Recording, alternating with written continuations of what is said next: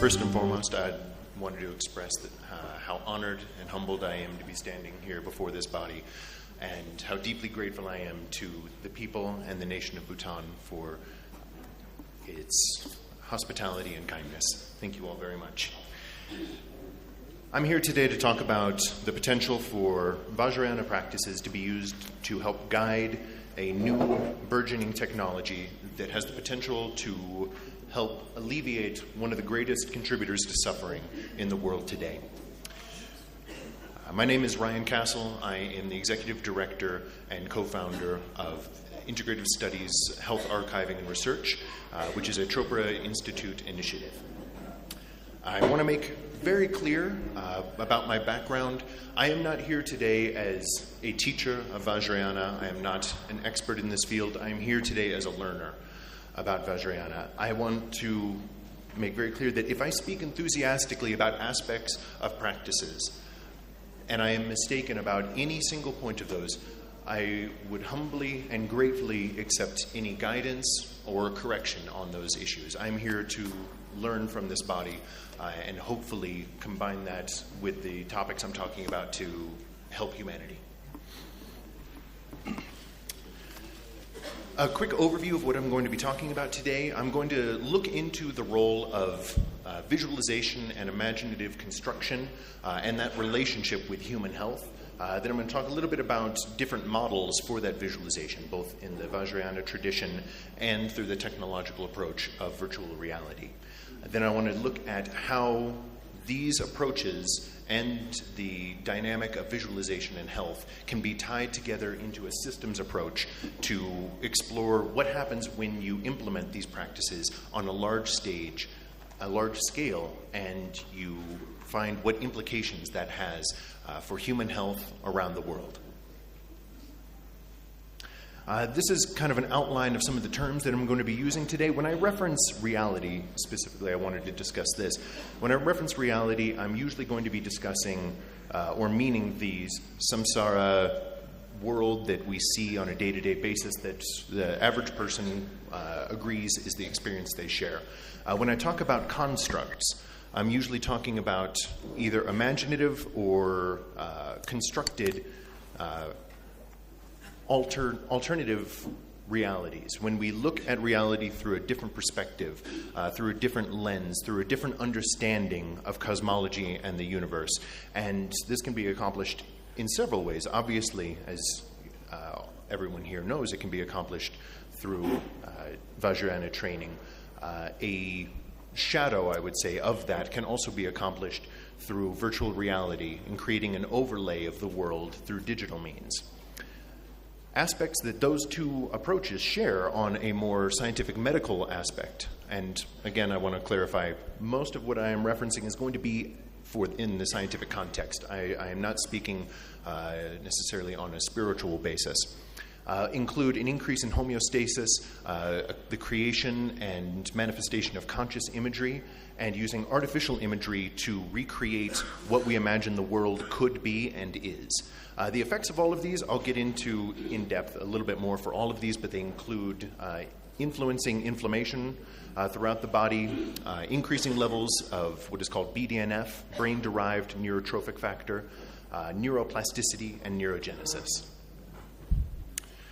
So, to briefly jump into what the relationship is between visualization and health, I need to make clear that oftentimes it is considered that what happens in the mind has an only distant effect on the body, and that perceptions that challenge our normal reality will solely affect the mind. I'm sure there are many people in this audience who understand that is not the case, but the medical community is beginning to finally catch up to that concept.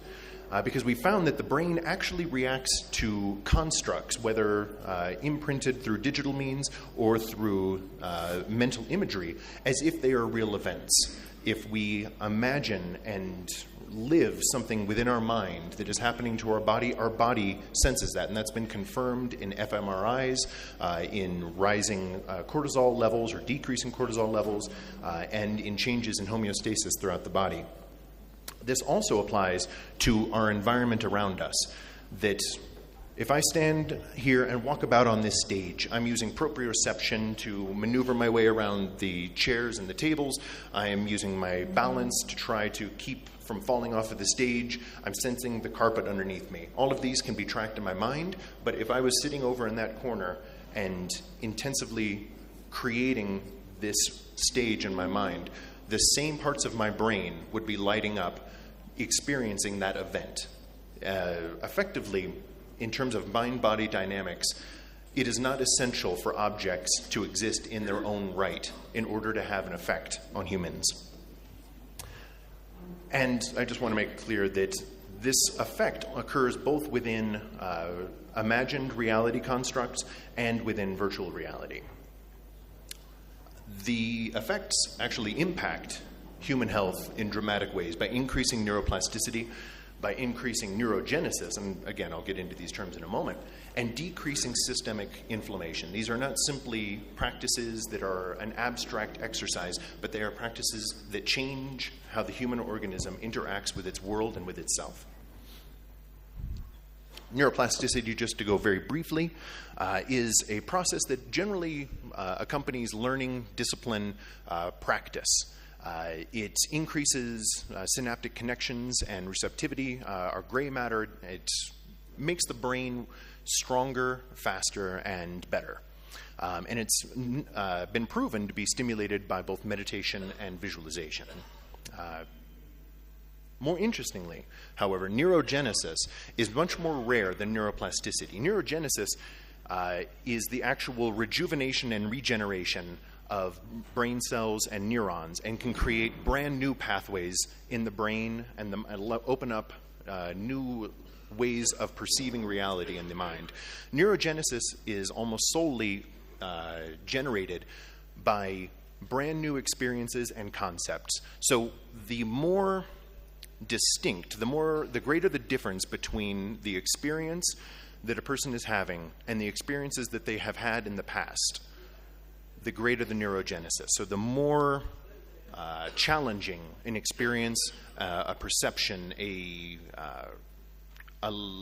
concept is, the more that this produces neurogenesis, which has been shown to lower rates of dementia, mental illness, slow the deterioration of the aging process, and has been linked to BDNF, which I referenced earlier, which is a powerful chemical that is able to interface and cross the blood-brain barrier, acting as a mechanism that is able to translate effects from the mind into the rest of the body, and is powerfully impacted by contemplative meditation and embodiment practices. I'm going to go a little quickly through this because we're running short on time, but the main issue that I'm talking about today is chronic inflammation. Chronic inflammation is, without a doubt, the plague of the 21st century. Many people are not familiar with it because it is subtle and insidious, but the World Health Organization has provided evidence that it contributes to 80% of human suffering, and that within the next decade is going to be responsible or is going to contribute to 96% of the deaths occurring on planet Earth. And this is the slow systemic failure of homeostasis within the human body due to stress, pollution, poor diet, and a lack of healthy response to trauma. As you might imagine, a lot of these issues that were just described have a lot of common factors with mind-body training and with Vajrayana's attempt to ameliorate some of the problems afflicting humans. And it can be treated with stress reduction and neurogenesis. We've seen strong connections between those two factors and decreasing inflammatory markers. So the models of visualization that we're looking into today, first there's virtual reality, which is a rapidly developing technology that allows people now to not only see an image in front of themselves, but to be deeply immersed in a 3D interactive environment. It was originally used for entertainment and sometimes for therapy, but they have found immense benefits in a wide range of areas, from stroke recovery to physical rehabilitation to pain management to enormously decreasing stress, which has been deeply surprising to many people, to many scientists in the West. They've found that it is stimulating neuroplasticity and neurogenesis. But as proud as these scientists should be of the developments they've made, they are in fact recreating an old technology, because they're finding that providing alternative ways of interacting with the world, different ways of perceiving reality, of giving humans a chance to have a say in how they shape their reality and what relationship they're going to have with it, has powerful effects on the mind and the body. And this is something that has been well known in Vajrayana for millennia. And the applications that virtual reality is struggling to find, Vajrayana has been perfecting for millennia. The fact is that virtual reality has extremely mixed results, in part because they don't know a framework. They don't know how to apply this powerful technology that they've developed. Sometimes they'll simply try to throw an immensely cognitively challenging reality construct at people, at which point the mind shuts down. If you don't have a frame of reference to be able to build upon, if you don't have a scaffold to be able to connect these new challenging concepts to experiences that you already had, the brain triggers what's called an aversion response and simply shuts down because it becomes too frightening to pursue further. Again, these are challenges that Vajrayana has long experience in dealing with and knowing how to overcome. Just briefly touching on Vajrayana practices themselves, these areas have obviously, I don't need to point it out to this crowd, it is the most sophisticated system for conveying complex ideas, experiences, and transformative concepts, and incorporating them through challenging and developmentally powerful visualization and imagery mechanisms.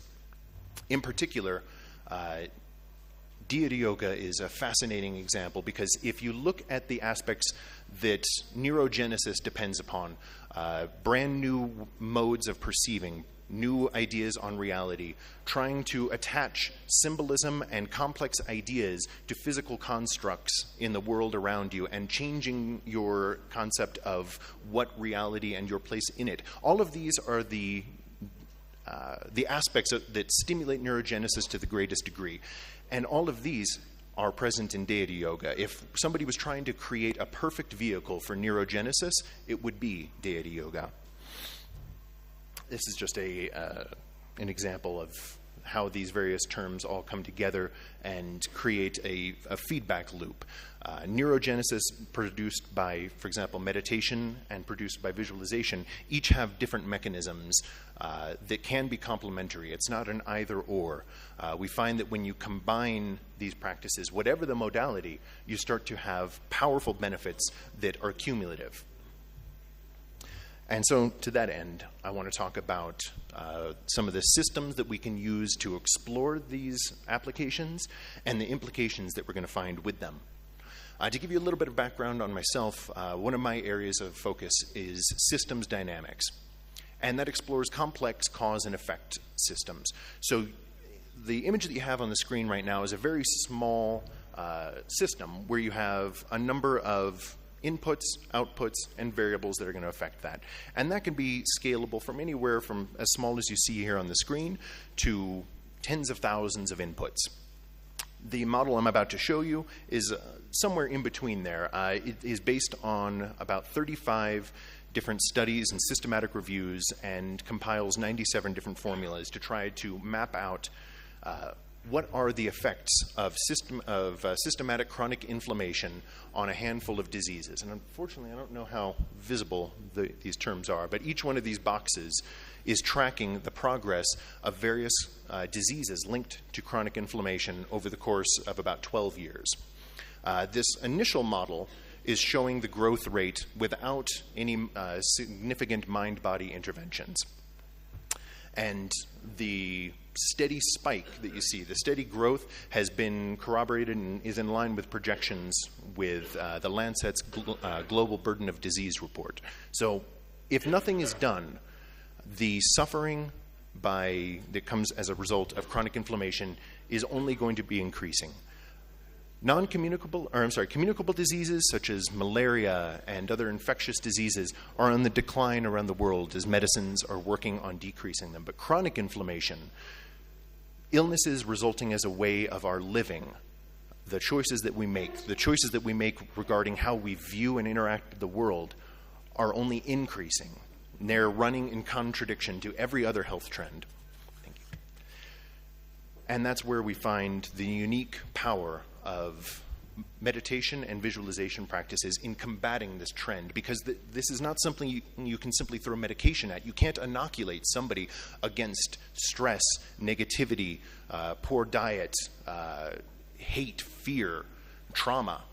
These are things that have to be developed from within and within their relationship to the world. Now, when you incorporate meditation alone, it's just basic meditation based on the systematic reviews that have been done on these studies and the mechanisms that they have with stress levels, with cortisol levels, with inflammatory levels, you'll start to see the second line show up. Across every single one of these disease markers, you have the incident rate for these new instances of diseases plummeting over the course of 12 years. And this is with a very modest, I believe less than 2% increase in the number of mind-body practitioners within this given population. You're seeing a decrease of, in some places, up to 50% of the incidences of chronically inflammatory disease.